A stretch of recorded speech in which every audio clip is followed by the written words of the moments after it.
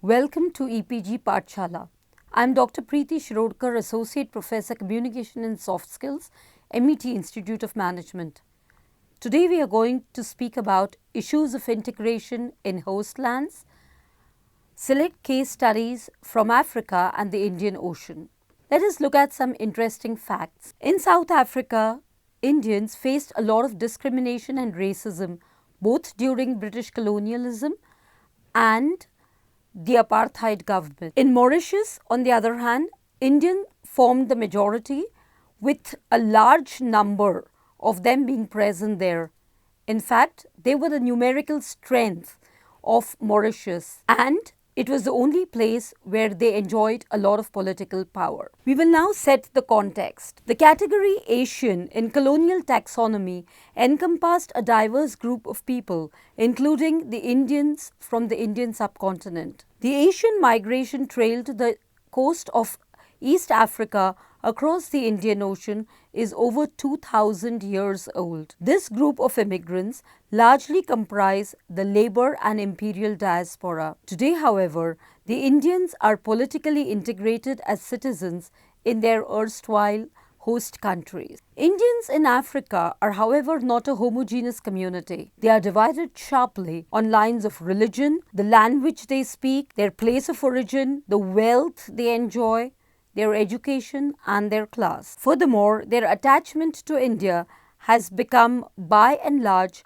culturally symbolic, and their linkages to India are mainly for spiritual reasons or pilgrimages. Indians both in East and South Africa form a minority. Today, these 5th or 6th generation Africans are politically integrated as citizens into the countries where they are been residing and where their forefathers had emigrated in the 19th century. In the Mauritian context, however, the experience of the Indian diaspora is quite different, given that Mauritius is unique because it is the only country where persons of Indian origin, or PIOs as they are referred to, constitute about 70% of the population of the island state. However, this does not make them mainstream, as the answer to who constitutes a majority cannot be found in numbers but with reference to power. Let us now first look at Indians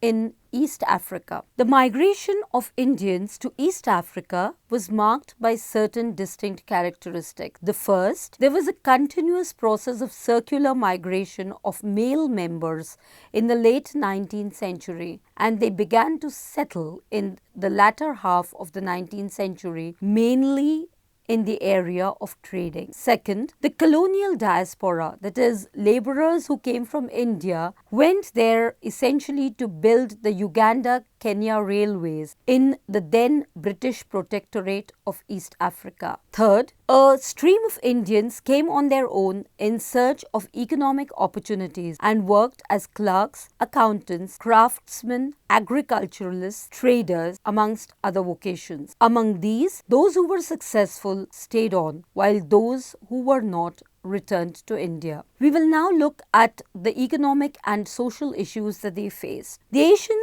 settlement in East Africa took place between 1880 and 1920. Their economic dominance far outweighed their numerical strength in the pre as well as the post-colonial period. In fact, in Uganda, Indians were less than 1% of the population in 1948. Moreover, they were a divided lot on lines of linguistic, regional, and to some extent caste distinction. The British colonists added to this issue by building a stratified society wherein Europeans were at the top of the hierarchy. The Asians occupied the middle position and controlled much of the middle retail trade, and the indigenous Africans were at the bottom of the pyramid. This was the typical British divide and rule policy, which also created issues of social distinction in East Africa. Further, the three communities lived in separate residential areas with little or no interaction at the social level, and at the political level,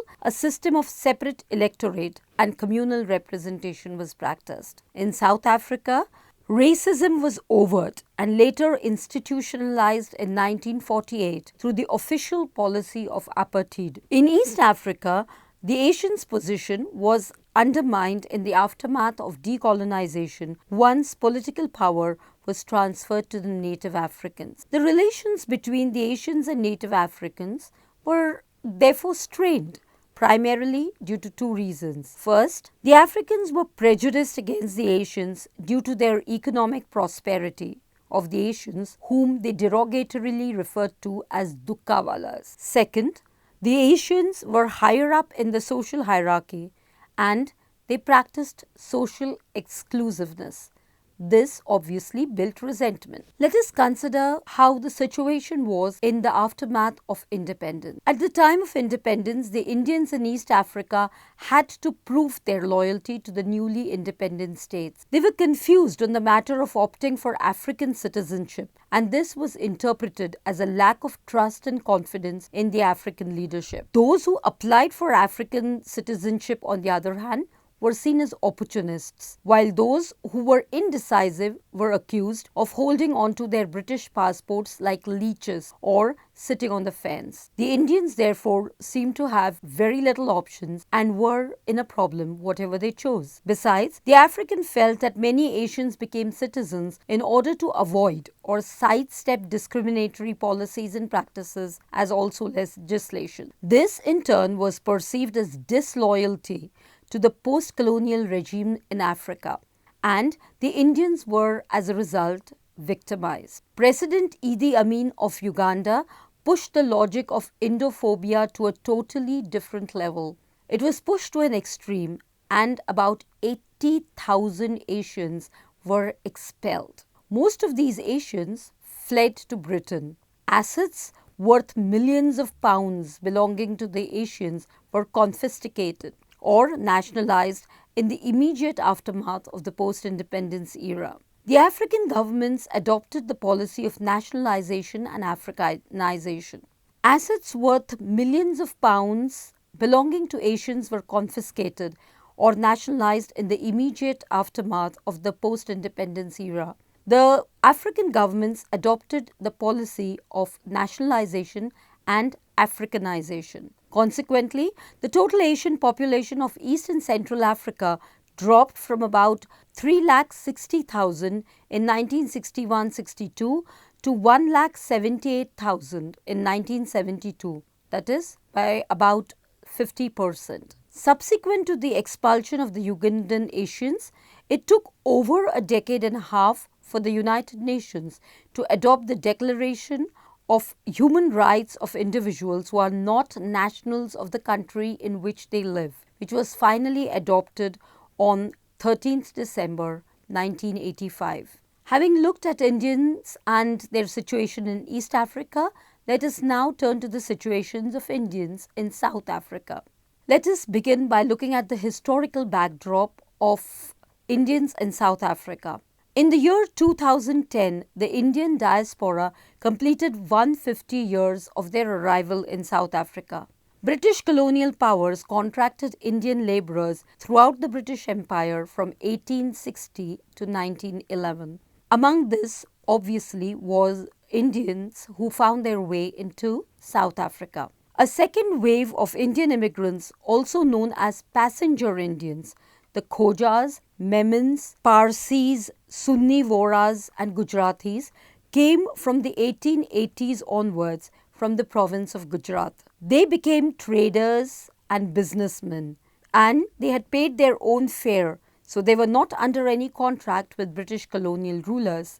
The Indian traders in Africa essentially catered to the needs of the indentured Indian populace. By 1920, the Indian population reached 130,000 and surpassed the white population. It was not surprising that the white traders felt threatened by the prosperity of the Indian immigrants and lobbied for restrictions to be placed on the Indian trading community. As a result, in response to this, the Natal colonial government adopted discriminatory legislative practices and restricted trading activities of the Indians to clearly demarcated Indian areas. Furthermore, racial discrimination and residential segregation in coolie compounds, and a lack of basic rights characterized the existence of the Indians from the late 1880s until the formation of a democratic South Africa in 1994.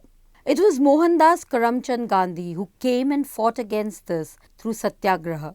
Under apartheid, there were 4 distinct racial groups. These were the whites, the blacks, the coloreds, and Indians. As a consequence of discriminatory legislations such as the Asiatic Land Tenure Act of 1946 and subsequently the Group Areas Act of 1950, the residential areas of the 4 racial groups were segregated. This spatial compression in the newly set up Indian township probably marks the beginning of what came to be officially known as the Indian community.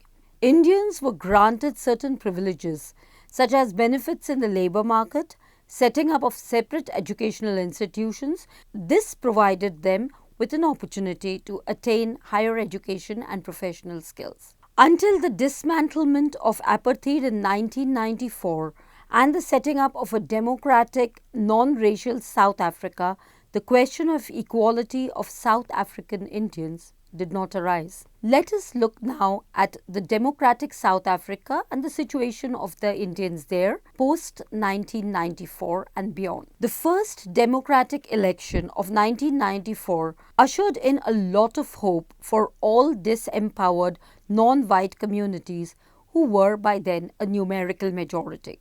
Nelson Mandela, the first president, laid the foundations of a rainbow nation, and the acceptance of multiculturalism resonates in the provisions of the rights-based new constitution of the Republic of South Africa. Despite the respect and acceptance of people with varied ethnic origins since 1994, there have been tenuous relations between the blacks and the other minority groups, that is, the coloreds and the Indians. Moreover, the Indian community in South Africa is at a crossroad. They comprise only 2.5% of the total population of the country. The Indian community, however, has an economic presence that far outweighs their numerical strength. Within themselves, though, they are a stratified lot in terms of class and economic status. Despite a shared history and coexistence in the same country for over 150 years, interaction between the two, that is Indians and the blacks, is limited to the political sphere and in public places. However, in a significant development post 1994, the policy of racial segregation has been banned. Let us now move on from South Africa to Indians in Mauritius. Unlike in countries of East Africa and South Africa, the people of Indian origin, or the PIOs, in Mauritius are categorized as the Indo-Mauritians, and these constitute 68% of the total population according to the Central Statistics Office data of 2009. Moreover, Mauritius is the only country where the Hindu-dominated political parties have commanded political power since the country gained independence from the British in 1968. Let us consider now the historical background of Mauritius. A notable feature of Mauritius is that, unlike other post-colonial countries, the island state did not have an indigenous population. It was colonized by 4 European powers: the Portuguese, the Dutch, the French, and the British. Between 1834 and 1912, 4,53,063 Indian immigrants were dispatched to meet the shortage of labor in the sugarcane plantations of Mauritius. These indentured laborers formed a part of the labor and imperial diaspora, given that they were also recruited to assist the British in the conquest of the island. These immigrants came from a cross-section of rural society, and there has been a sharp differentiation between the Dravidians there, that is the Tamilians and the Telugu population mostly, and the Aryans, who constitute the Biharis, the Marathis, and the Bengalis. The Indian diaspora in Mauritius is thus marked by certain characteristics that differentiates them vastly from other Indian diasporas. Let us look at the heterogeneity of the country, that is Mauritius. At the time of independence, the Constitution of Mauritius divided the people into four main ethnic groups: the Hindus, the Muslims, the Sino-Mauritians, and the general population. The first two groups, that is the Indo-Mauritian populace, are considered to be descendants of the indentured laborers. A small number of Hakka Chinese people, that is about 3% of the population, who immigrated for trade and commerce in the mid-19th century, are known as the Sino-Mauritians, while the general population is a residual category and are known as the Creoles, who are of African origin. This category includes people of French descent, the Anglo-Mauritians, as well as the 50,000 people of African descent who are believed to have come as slaves by the end of the 18th century. In the 2009 census, the Mauritians were regrouped into Indo-Mauritians, that is the Muslim and Hindu PIOs, the Creoles, the Sino-Mauritians, and the Franco-Mauritians. For the first time in the elections held in November 2014, it was not mandatory for the electoral candidates to declare their ethnic group. We will now consider the religious divide in Mauritius. Further, the Mauritians are divided along religious lines in addition to the community lines. The Hindus and Muslims stand on one end of the divide, while the Tamil Christians identify closely with the Creoles, who are Catholics. Religious freedom is a constitutionally guaranteed right and strategy to attain peace in this multi-religious community. Creole is considered a uniting factor there. As the indentured people were recruited from different regions of the country, they spoke multiple Indian dialects. Creole, however, served as the lingua franca and was spoken by 86% of the people, while Bhojpuri was spoken by 5.3% and English was spoken by only 2.6% people. This goes on to reflect how Indianness has been effaced to facilitate coexistence in the multicultural context of Mauritius. Mauritius is known for its unity and diversity. Let us see how. The society is divided on the rural-urban axis and class or economic status. However, despite this, the heterogeneity within and between groups is evident, and the country puts forward a picture of a unitary nation symbolized by the national flag. The final aspect of Mauritius, which is very interesting, is its diversified economic base. Though the Mauritians of Indian origin are dominant in the political arena by virtue of their numerical strength, as mentioned twice earlier, the economic base that they belong to is diversified. While several PIOs work in bureaucracy, trade, the education sector and agriculture, many of the Indo-Mauritians continue to work in the agricultural sector as wage laborers. Though the Indians are in a numerical majority and have been a dominant power politically, they have not legislated in favor of the PIOs to change the status quo. As a result, political parties are forced to pursue coalition strategies by creating compromises and tactical alliances. Of the total number of overseas Indians, the bulk is composed of NRIs who are not a part of the old diaspora, but they are essentially expatriate Indians who have moved to Africa in the past decade or so for economic opportunities. To conclude, the important facts that we need to remember are that despite their presence in the three nations since the 19th century, and we are referring here to East Africa, South Africa and Mauritius, the Indians are not totally integrated. What they are integrated in is in the area of culture and economics, but politically they are still a diverse lot, and they are not allowed to assimilate and integrate entirely into the population of these three nations. Thank you.